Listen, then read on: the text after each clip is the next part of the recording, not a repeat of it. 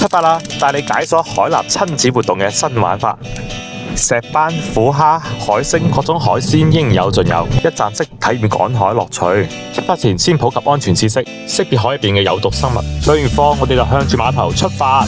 第一站先去紅樹林度拉地籠，地籠已經提前一晚佈置好咗，今晚嘅海鮮大餐就靠呢個地籠啦。而家係咪好似喺度開盲盒？期待下有咩收穫先。蝦同蟹係少唔到嘅，不過小朋友最中意係捉到啲河豚。看，這個是刺豚，抓的時候一定要戴手套啊！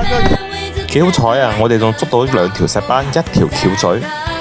將啲海鮮送咗去廚房之後，我哋就開始第2站活動，撐住槳板去趕海。海中間有一片灘塗，退潮嗰陣水到膝頭哥咁深，滿地都係海星同埋魚貝。小朋友同大人都玩到癲晒，玩咗幾個鐘，人都攰啦。坐喺海邊嘆翻杯宮崎駿嘅夏天，等住我哋嘅海鮮大餐。